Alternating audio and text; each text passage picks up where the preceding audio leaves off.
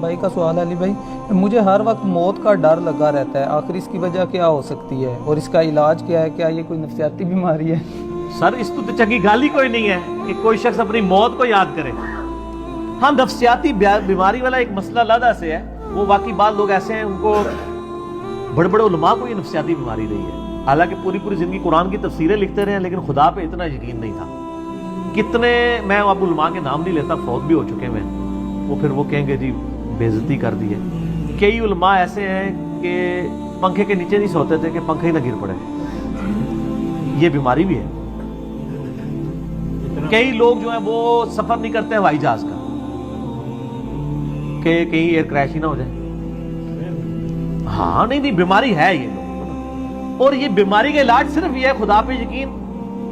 اور میں کہتا ہوں ایک مسلمان کو یہ بیماری ہو نا سر، اس کو تو اپنے ایمان کی فکر کرنی چاہیے. اس کا مطلب اس کا ایمان ہی مکمل نہیں ہوا ابھی.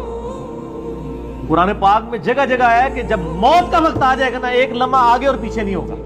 یہ بات لوگ کرتے ہیں، یقین کسی کا نہیں ہے الا ماشاء اللہ. ٹھیک ہو گیا؟ اور یہ یقین ویسے اسی وقت بندے پہ آتا ہے جب بندہ موت کے منہ سے نکلے. میں ایک دفعہ نکلا ہوں نا تو مجھ سے کوئی پوچھے تو میں کہتا ہوں جی دنیا پوری مل کے بھی ایک بندے کو نہیں مار سکتی اگر اللہ نے اس کی زندگی رکھی ہوئی ہے، اور پوری دنیا مل کے کسی بندے کو بچا نہیں سکتی اگر اللہ تعالیٰ نے اس کے لیے موت مقرر کر دی. دیکھیں سورہ النساء میں آتا ہے کہ تم اپنے آپ کو مضبوط قلعوں میں بھی بند کر لو نا، موت وہاں بھی آگے تم. اور سورہ آل عمران میں آتا ہے کہ کچھ منافقین نے کہا کہ ہمارے بھائی اس لیے مارے گئے غزوہ احد میں کہ یہ چلے گئے جنگ میں، دیکھو ہم واپس آئے تھے، ہم تو زندہ بچ گئے ہیں، کاش یہ ہماری بات مان کے اس وقت واپس آ جاتے تو یہ بھی تو نہ مرتے. تو اللہ تعالیٰ نے فرمایا ہے کہ اگر ان کی موت لکھی ہوتی نا تو یہ اپنی مقتل گاہوں کی طرف کھینچے چلے آتے. ان کی موت لکھی نہیں ہوئی تھی. سورہ لقمان میں آتا ہے نا 5 علوم اللہ تعالیٰ نے فرمایا نا میرے ساتھ خاص ہیں. ان میں سے ایک یہ ہے کہ کوئی جان نہیں جانتی ہے کہ اس کو موت کس سرزمین میں ہے، کسی کو نہیں پتا. تو یہ موت اگر آپ کو پتا ہے کہ ایک مقررہ وقت پہ آنی ہے تو پھر اس بیماری کا علاج تو یہ ہے، کسی نفسیاتی ڈاکٹر کے پاس جانے کی ضرورت نہیں ہے، یہ اپنے ایمان کا علاج کریں. اور مسئلہ تقدیر اور موت کے حوالے سے میں اکثر یہ آیت سورہ حدید کی کوٹ کرتا ہوں، یہ آپ حرز جان بنا لیں. جی اعوذ باللہ من الشیطان الرجیم، بسم اللہ الرحمن الرحیم. سورۃ الحدید آیت نمبر 22-23.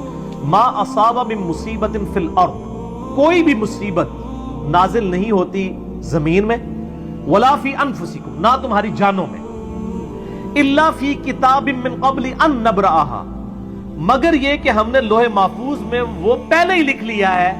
یعنی زمین پہ جتنی تکلیفیں آتی ہیں، یعنی کوئی سونامی آتا ہے، سیلاب آتا ہے، طاعون کا مرض پھیلتا ہے، زلزلہ آتا ہے، اللہ تعالیٰ فرماتا ہے یہ ہم نے پہلے لوح محفوظ میں لکھا ہے کہ 8 اکتوبر 2005 کو پاکستان میں زلزلہ آئے گا اور اس میں 1 لاکھ بندہ مر جائے گا. یہ ہم نے پہلے لکھا ہوا ہے سر، آج کا نہیں، جب سے تقدیر لکھی ہوئی ہے.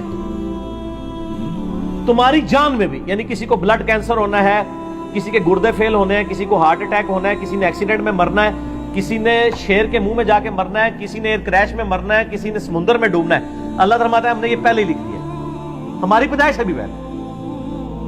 کیوں؟ ان ذالک علی اللہ یسیر، بے شک یہ اللہ پہ آسان ہے. یہ نہ سمجھنا کہ انٹرنل ریکارڈ کس طرح رکھے ہیں، اللہ پہ بہت آسان ہے. لِكَيْ لَا تَأْسَوْا عَلَى مَا فَاتَكُمْ، یہ ہم نے اس لیے لکھ لیا تاکہ تم افسوس نہ کرو اس پر جو تم سے چھن جائے. کسی کی آنکھیں چھن گئی ہیں نا، وہ یہ افسوس نہ کرے یار میری آنکھیں کیوں لے لی. یہ تو اللہ نے ڈیسٹنی میں مقرر کی تھی. وَلَنَبْلُوَنَّكُمْ بِشَيْءٍ مِّنَ الْخَوْفِ وَالْجُوعِ وَنَقْصٍ مِّنَ الْأَمْوَالِ وَالْأَنفُسِ وَالثَّمَرَاتِ، ضرور آزمائیں گے بھوک سے، خوف سے، جان اور مال میں نقصان سے. پھر چیک کریں گے کہ کون کہتا ہے اِنَّا لِلَّهِ وَإِنَّا إِلَيْهِ رَاجِعُونَ، اللہم اجرنی فی مصیبتی واخلف لی خیرا منہا. ولا تفرحوا بما آتاکم، اور مت شیخی بگاڑو جو تمہیں مل جائے کہ میں نے بڑا کمال کیا. واللہ لا یحب کل مختال فخور، اللہ تعالیٰ شیخی بگاڑنے والوں کو پسند نہیں کرتا. تو اللہ تعالیٰ نے فرمایا کہ ہم نے تقدیر میں چیزیں اس لیے لکھ لی تھی کہ بعد میں غم نہ کھاؤ. تو سر آپ غم نہیں کھاتے، دنیا میں آپ زندگی گزار ہی نہیں سکتے، کڑ کڑ کے مر جائیں گے.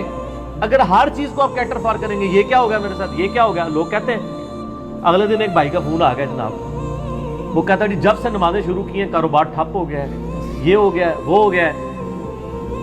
کہتے پہلے رام خوری کر رہا تھا، خود بول رہا ہے، کہتا ہے رام خوری تھی، سکون کی زندگی تھی، جیسے ہی حلال خوری شروع کی ہے سب کچھ برباد ہو گیا.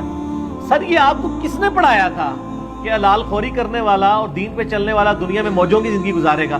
یہ کہانی تو آپ کو غلط کروائی ہے نا ان وائزین نے.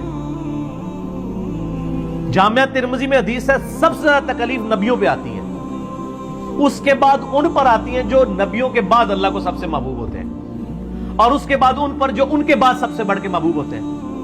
سر یہ آپ کو جو کہانیاں کراتے ہیں نا جی آپ اللہ کے راستے پر آ جائیں کوئی تکلیف نہیں آئے گی، نہ تکلیفیں تو آئیں گی. ہاں آپ کو حوصلہ مل جائے گا صبر کرنے کا.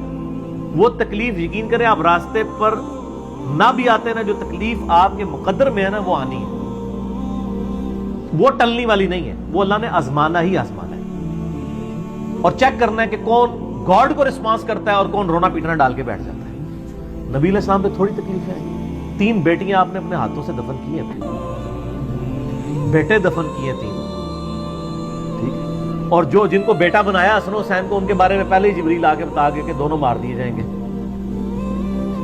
بیٹی کو بتا رہے ہیں میرے وفات کے فوراً بعد تو نے مر جانا ہے. ساری بخاری مسلم میں حدیثیں موجود ہیں. تو تکلیفیں تو کاٹی ہیں. صحیح مسلم میں آتا ہے کہ طائف کے موقع پر اتنے پتھر لگے کہ خون مبارک سے نالین شریف بھی جو ہے وہ بھر گئے. اور مسلم کے الفاظ ہیں کہ اللہ تعالیٰ نے پہاڑوں کا فرشتہ بھیجا، یا رسول اللہ حکم دیں کہ طائف کے لوگوں کو مسل اس کے اندر. آپ فرمایا کہ چلو یہ نہیں تو ان کی آنے والی نسلیں تو اسلام قبول کریں گی. اور پھر لوگوں نے دیکھا ہے طائف میں بھی اسلام پہنچا ہے. بنو ثقیف تھے نا، انہوں نے اسلام قبول کیا.